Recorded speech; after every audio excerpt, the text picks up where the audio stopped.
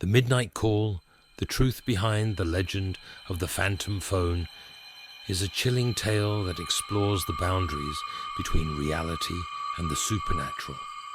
It all begins when Sarah, a young student, inherits her deceased grandmother's old house. Among the dusty objects, she finds an old phone that is said to ring exactly at midnight, connecting the world of the living to the dead.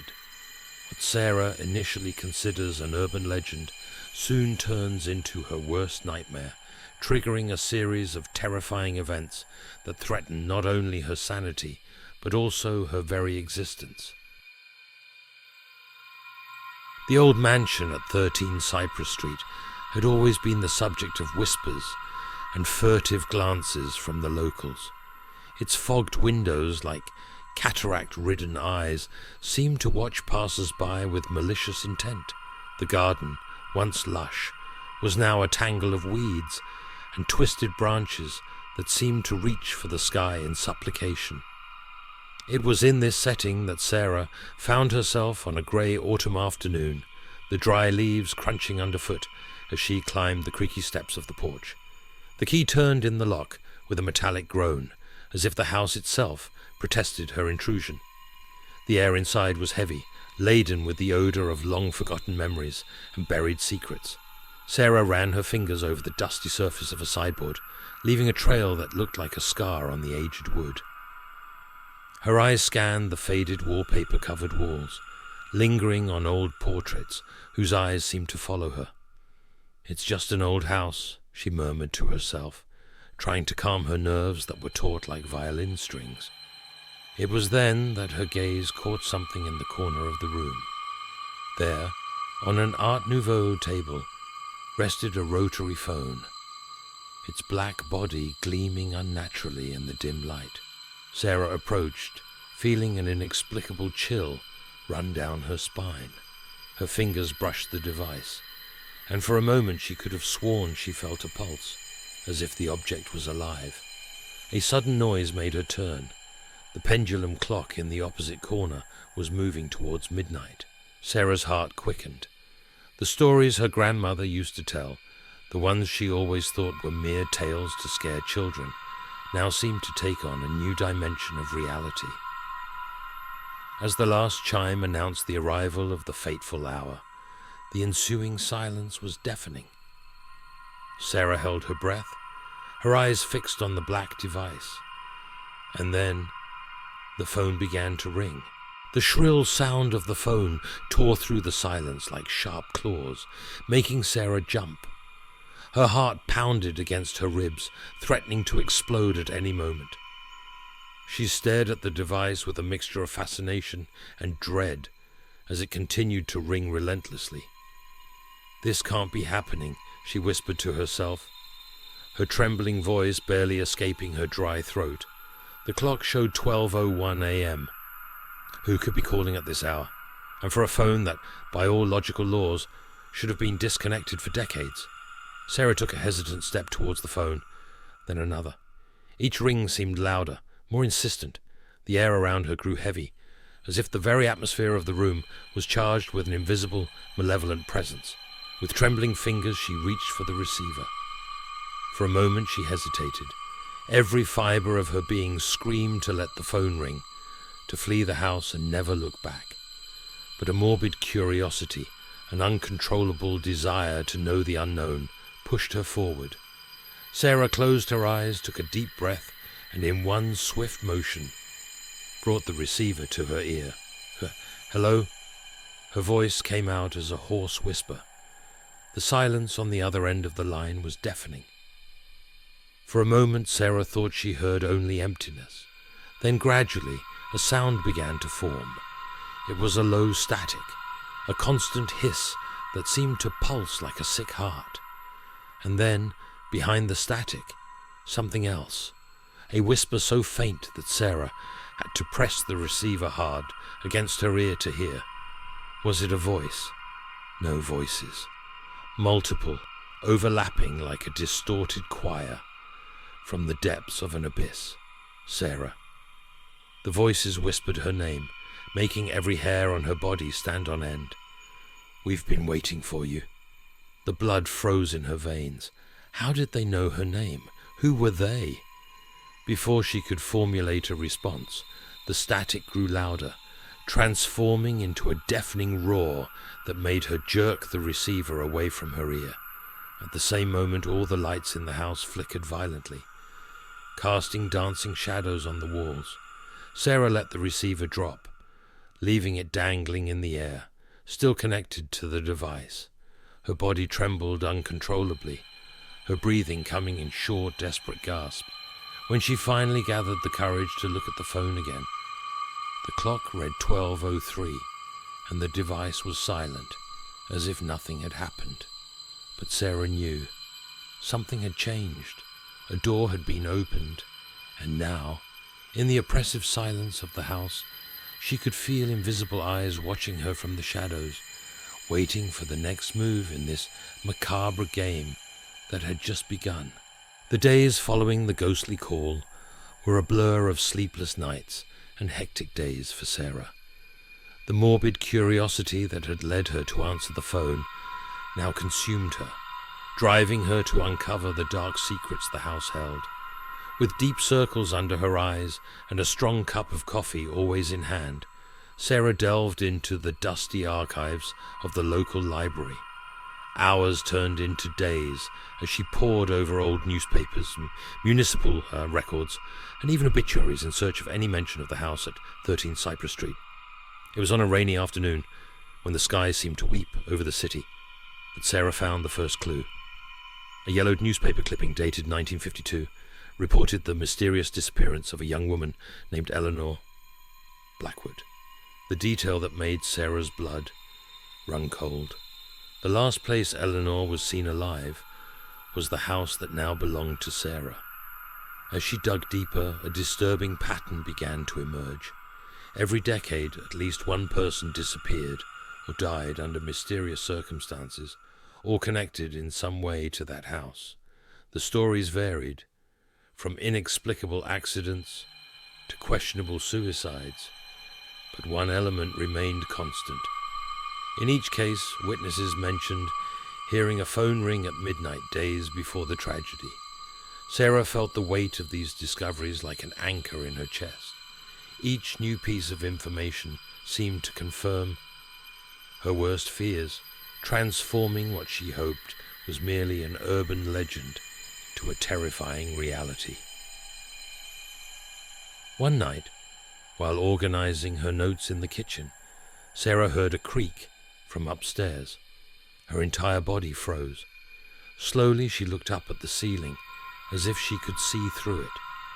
The creak repeated, followed by the unmistakable sound of dragging footsteps. Sarah's heart raced. She was alone in the house, she was sure of it. With trembling hands, she grabbed the first thing she saw, a heavy iron candlestick, and began to climb the stairs, each step creaking underfoot like a muffled scream. Reaching the hallway on the second floor, Sarah saw something that made her blood run cold. The door to the room where the phone was kept was ajar, a sliver of darkness mocking her. She was certain she had locked it before coming downstairs. With her breath caught in her throat, Sarah approached. The old wood groaned underfoot, seeming to alert some hidden presence of her approach. When she finally reached the door, she gathered all her courage and pushed it open. The room was empty, bathed in the silvery light of the moon filtering through tattered curtains. But something was wrong. The phone that had rested on the table was now on the floor, the cord stretched like a black snake, pointing directly at Sarah. And then, breaking the sepulchral silence, the phone began to ring. Sarah backed away, her body trembling uncontrollably. The day's discoveries, mixed with the present moment's horror, conspired to break her sanity. As the phone's ring echoed through the room, a terrible certainty solidified in her mind. She was not just investigating an old story, she was living the next chapter. With a choked scream, Sarah turned and ran down the stairs. the sound of the phone chasing her like a death omen. She knew in the depths of her terrified soul that her investigations had awakened something that would not leave her in peace until the macabre cycle was complete once more. The days dragged on like long shadows at sunset, each bringing a new layer of terror to Sarah's life. The phone, once a subject of morbid curiosity, had become the epicenter of a living nightmare that spread through the house like a malignant disease. The calls were no longer limited to midnight. Now the device rang at random times, its shrill trill cutting through the silence like a sharp knife. Sarah tried to ignore it, but each unanswered ring seemed to enrage whatever sinister force inhabited the line. One particularly gloomy afternoon, Sarah found all the photographs in the house turned to face the wall. Her fingers trembled as she righted them, only to discover that the faces in the photos had been replaced by dark, blurry smudges, as if they had been burned. The nights became an endless torment. Sarah frequently woke with the sensation of cold fingers caressing her face, only to open her eyes and find the room empty. But the emptiness was almost worse, a presence so palpable it seemed to have weight and intention. The breaking point came on a stormy night. Sarah was huddled in her bed, the sheets pulled up to her chin, like a frightened child, when she heard it. It was not the phone ringing, but something equally terrifying, the unmistakable sound of someone dialing. With her heart pounding, she forced herself to rise and walk towards the room where the phone was kept. The door creaked open to reveal a scene that defied logic. The phone hovered 1/2 meter off the floor. The cord stretched as if pulled by an invisible hand. The rotary dial spun on its own, clicking rhythmically in the darkness.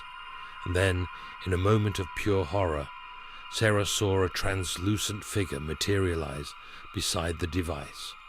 A woman with a face contorted in agony, her ethereal fingers turning the dial repeatedly. Sarah wanted to scream, but the sound stuck in her throat. The ghostly figure slowly turned, its empty eyes fixing on Sarah. Its lips moved, forming words Sarah could not hear, but that reverberated in her mind with crystal clarity. "Help us." In that moment, something inside Sarah snapped. She ran down the hallway, stumbled down the stairs, and burst into the stormy night, the rain mixing with the tears on her face. As she ran down the deserted street, the streetlights flickered erratically, as if reality itself was unraveling around her. Sarah finally stopped, panting and drenched, in the town square. There, under the flickering light of a lamppost, she realized a terrible truth. No matter how far she ran, the house's malevolent presence would follow her. It was connected to her now, like an invisible parasite, feeding on her fear and despair. With trembling legs, Sarah sank onto a bench. For the first time since inheriting the house, she cried openly, convulsive sobs shaking her body. Amid the tears, a grim resolve began to form in her mind. She needed to go back. She needed to face whatever horror awaited in that cursed house. Because now Sarah understood. She was not just a victim in this horror story. She was the protagonist, and if she wanted to survive, she needed to unravel the mystery behind the phantom phone, no matter the cost, to her sanity. As this determination solidified, Sarah heard a distant sound that made her blood run cold. It was the unmistakable ring of a phone, coming from somewhere in the dark, rainy night, calling her back to the nightmare she now knew was her destiny. With hesitant steps, Sarah returned to the house the next morning. The sky was still heavy, as if the very firmament refused to illuminate that accursed place. She knew she needed to find answers, and there was only one place she had not yet searched: her grandmother's old room. The room had been untouched since the matriarch's death, preserved like a mausoleum of memories. Sarah took a deep breath, the smell of lavender and old parchment filling her nostrils, bringing back childhood memories that now seemed to belong to another life. As she rummaged through drawers and closets, her fingers brushed against something hidden under a pile of faded shawls. It was a diary, its leather cover worn by time, the yellowed pages rustling like dry leaves at her touch. Sarah sat on the old canopy bed, the mattress groaning under her weight. With trembling hands she opened the diary. Her grandmother's elegant handwriting danced across the pages, telling a story that made Sarah's blood run cold in her veins. October 17th, 1952, the entry began. What have I done? May God forgive me, but there was no other choice. As Sarah read, a terrible truth unfolded. Her grandmother, then a young widow in desperation, had made a pact with something she described only as the voices from beyond. In exchange for wealth and longevity, she offered something that at that time did not seem so valuable, the future of her lineage. The phone, the diary explained, was a portal. Every generation it demanded a sacrifice, a life to feed the entities on the other side, maintaining the pact and its blessings. Eleanor was the first, her grandmother wrote, the ink smudged by old tears. I lured her to the house knowing what would happen. Her disappearance was the price I paid for my ambition. Sarah felt bile rise in her throat. Eleanor Blackwood, the young woman who had disappeared, whom she had discovered in her research, was not a random victim. She was a sacrifice chosen by her own grandmother. The following pages detailed decades of guilt and terror. Every 10 years the phone demanded a new victim, and each time her grandmother complied, luring innocents to the house for their cruel fate. But now, read the final entry, dated just weeks before her grandmother's death, the cycle must end. Forgive me, my dear Sarah. I thought I could protect you, but the phone, it chose you. You are the last, the final sacrifice. The diary slipped from Sarah's trembling hands, falling to the floor with a dull thud. The realization hit her like a punch. She was not just the heir to an old house. She was the heir to a curse, the final link in a chain of horror that spanned generations. In that moment, as if summoned by her dark thoughts, the phone began to ring. Its sound echoed through the house, louder and more insistent than ever. Sarah could feel its call, not just in her ears, but in her very blood. She stood, her legs weak, her heart pounding against her ribs. Her grandmother's secret weighed on her like a shroud. But now, with knowledge came terrible clarity. Sarah knew what she had to do. With determined steps she headed to the room where the phone awaited. She would no longer run. She would no longer hide. It was time to face her family's legacy, to break the cycle of horror once and for all. As she walked, Sarah could swear she heard voices, whispers of past generations, laments of sacrificed souls, the distant cry of Eleanor, the first victim, all converging on this moment, on this choice. The phone continued to ring, its sound now like the heartbeat of a demonic entity. Sarah reached out for the receiver, knowing that what happened next would decide not only her fate, but the fate of all those trapped in this supernatural web of horror and regret. Night fell over the house like a mantle of impenetrable darkness. Sarah sat in the phone room, her body rigid with tension, her eyes fixed on the black device that seemed to pulse with a life of its own. The air around her was charged, electrified with a malevolent energy that made the hairs on her neck stand on end. There were only a few minutes left until midnight. Sarah took a deep breath, trying to calm her frantic heart. In her hands, she held her grandmother's diary and a candle, the only weapons she had against the horror she was about to face. When the clock in the living room began to chime, announcing the arrival of the fateful hour, Sarah felt as if time itself had slowed down. Each chime reverberated through her bones, echoing in the emptiness of her soul. And then, In the silence that followed the 12th chime, the phone began to ring. Sarah did not hesitate this time. In one swift motion, she grabbed the receiver and brought it to her ear. "I'm here," she said, her voice trembling but firm. "I'm ready to end this." A deafening roar exploded from the receiver, a cacophony of tormented voices, mixed with a sound that resembled the tearing of the very fabric of reality. Sarah screamed in pain, but refused to let go of the receiver. The room began to contort around her, the walls rippling as if they were melting. Shadows stretched, taking on grotesque shapes that crawled toward her. From the mirror above the fireplace, distorted faces emerged, mouths open in silent screams. "You cannot break the pact," a voice hissed from the phone, a horrible mix of all the victims who had come before. "You belong to us, Sarah, just like all the others." Sarah felt a pull, as if something was trying to rip her soul through the receiver. She stumbled, almost giving in, but then her eyes fell on her grandmother's diary. With a scream of determination, she opened it to the last page.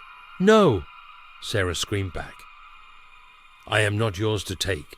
This pact ends with me." She began to read aloud the final words of her grandmother, a confession and a plea for forgiveness interwoven with an ancient incantation. As the words flowed, the candle in her hand lit on its own, its flame growing into a pillar of golden light. The entities howled in rage and fear. Tendrils of darkness lashed out at Sarah, tearing at her skin, trying to silence her, but she kept reading, her voice rising above the supernatural chaos. The phone began to vibrate violently in her hand, heating up until it burned her palm. Sarah screamed in pain but did not let go. She could feel the power of the incantation growing, fighting the darkness that threatened to engulf her. With a final scream of defiance, Sarah finished the incantation. "It is over," she shouted. "You have no power here anymore." A blinding explosion of light erupted from the phone, sweeping away the darkness. Sarah was thrown back, hitting the wall with enough force to knock the air from her lungs. When she finally managed to open her eyes, the room was back to normal. The phone lay on the floor, split in half, black smoke dissipating around it. Sarah got up with difficulty, every inch of her body aching. She staggered to the window and opened it, letting the cool night breeze in.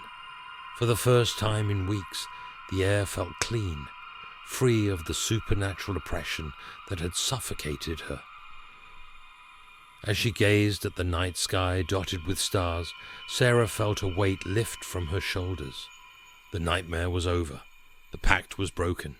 But as the adrenaline faded and exhaustion set in, a new realization began to form in her mind. She had faced evil and survived, but at what cost? And what did it really mean to break a pact with forces beyond human comprehension? Sarah closed her eyes, exhausted but victorious. Dawn was approaching, bringing with it the promise of a new day. But as the darkness receded, she couldn't help but wonder, was she truly free? Or was this just the beginning of something even more terrible? The days that followed the final night were a blur of exhaustion and disbelief for Sarah. The silence that now reigned in the house was both comforting and disturbing, like the void left after the passage of a devastating storm. Sarah spent hours staring at the broken remains of the phone, now nothing more than a heap of black plastic and twisted metal. She had defeated it, broken the cycle of horror that had spanned generations, yet a persistent unease clung to her like a second skin. A week after the confrontation, Sarah finally mustered the courage to clean the room. As she swept up the shards of the phone, her gaze was drawn to something gleaming among the debris, a small silver disc no bigger than a coin. When she picked it up, Sarah felt a strange tingling in her fingers, like a very weak electric current running through her skin. That same night the dreams came, blurred visions of distorted faces, muffled screams echoing through an endless void. Sarah woke up drenched in cold sweat, her heart pounding against her ribs. For a moment of panic, she swore she heard the distant ring of a phone, but the sound dissipated like mist in the morning sun. Days turned into weeks, and slowly Sarah's life began to regain a semblance of normality. She returned to work, reconnected with friends, even laughed genuinely for the first time in months. But in the quiet hours of the night, when the world slept, Sarah could not ignore the feeling that something had fundamentally changed within her. It was during one of these sleepless nights that Sarah made a decision. She could not continue living in that house, surrounded by memories and the echo of past horrors. The next morning, she contacted a real estate agent. The process of selling was surprisingly quick. A young couple, newlyweds full of dreams, fell in love with the charming old house. Sarah felt a pang of guilt as she signed the transfer papers, but pushed it aside. The evil had been defeated. She reminded herself there was nothing to fear. On the eve of her move, Sarah did one last sweep of the house, ensuring nothing was left behind. It was then that she noticed the small silver disc she had found in the phone's debris was missing. She searched the entire house, a cold dread growing in her chest, but found no sign of the object. That night, sitting among moving boxes, Sarah opened her grandmother's diary one last time. Her eyes fell on a passage she had not noticed before, almost hidden in the margin of a page. Evil is never truly defeated. It only changes form, waiting patiently for its next opportunity. A shiver ran down Sarah's spine. Outside, a storm was brewing, lightning illuminating the night sky. And for a moment, amid the rumble of thunder, Sarah could swear she heard the distant but unmistakable ring of a phone. As the first drops of rain tapped against the window, Sarah wondered if she would ever be truly free of the curse she had inherited. The phone had been destroyed, the pact broken, but at a cost she still did not fully understand. The next morning, as the sun rose over a new day, Sarah left the house for the last time. As her car pulled away, she glanced in the rear-view mirror, watching the old structure recede into the distance.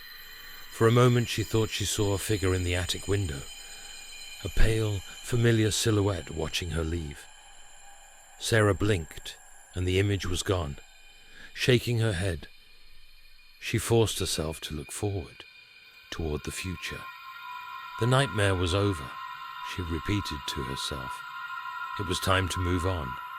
But as she drove away from her past, Sarah couldn't shake the feeling that something was watching her from the shadows, waiting. And somewhere beyond the reach of her hearing, a phone began to ring. 5 years had passed since Sarah left the house on Cypress Street.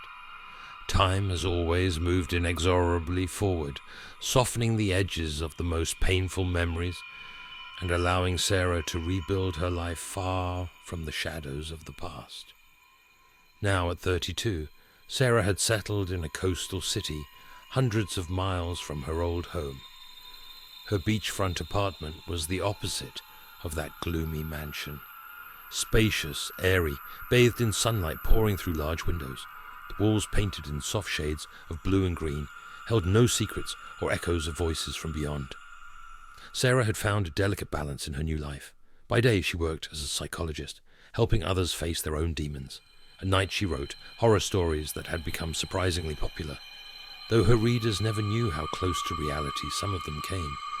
But not everything was turned pages and new chapters. Sometimes, in the quiet hours before dawn, Sarah still woke with a start, her skin damp with cold sweat, the echoes of a phantom phone ringing in her ears. On those nights she would get up and walk to the balcony, letting the sea breeze wash away the last traces of the nightmare. It was on one of these sleepless nights that Sarah received the email. The sender was unknown. The subject simply read, 13 Cypress Street. With her heart racing, Sarah opened the message. It was from the young couple who had bought her old house. The words on the screen made Sarah's blood run cold. Dear Miss Coleman, we hope this message finds you well. We moved into the house we bought from you a few years ago, and recently, during a renovation in the attic, we found something we thought might be of interest to you. Among the floorboards, we discovered a small box containing some old objects. Among them was a strange silver disc and an old rotary phone. We thought they might be family heirlooms that you did not want to take.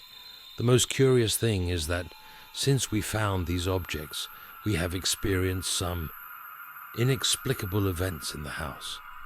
Strange sounds, objects moving on their own, and sometimes late at night we swear we hear a phone ringing. Even though there is no device connected, we would like to know if you are interested in retrieving these items, or perhaps you could tell us more about the history of the house. We look forward to your response. Sincerely, Michael and Emma Thompson. Sarah reread the message several times, a knot forming in her throat. The silver disc she thought she had lost, the phone that should have been destroyed, and now new residents experiencing the same horrors she had faced. With trembling fingers, Sarah began to type a response. She knew she couldn't simply ignore this call from the past. The nightmare she thought she had left behind was resurfacing, and now it had new innocent targets. As the sun rose on the horizon, painting the sky with shades of pink and gold, Sarah made her decision. She would return to Cypress Street one last time. For now, she understood that some stories have no definitive end, only new chapters waiting to be written. And somewhere beyond the reach of human perception, something ancient and malevolent smiled with satisfaction. The game was about to begin again. Sarah's saga with the phantom phone is just a glimpse of the veil that separates our world from the unknown. In every city, on every quiet street, there are houses whose walls hold secrets darker than we can imagine. Objects that seem innocuous, a mirror, a grandfather clock, or even a simple phone, can be portals to unimaginable horrors. The curse of Sarah's family may have been momentarily contained, but evil never rests. It only waits patiently, like death itself, for its next opportunity. Who knows what other cursed artifacts lie hidden in dusty attics or forgotten basements, waiting to be discovered by unsuspecting hands. Stay tuned for the next tale by Draven Nocturnus, where new stories of terror and mystery await those brave or foolish enough to venture into the shadows of the unknown. Remember, dear listeners, sometimes the price of curiosity can be higher than we are willing to pay. Until the next night of terror, when we will once again dive into the depths of fear that hide in the darkest corners of our reality. And next time your phone rings in the middle of the night, think twice before answering.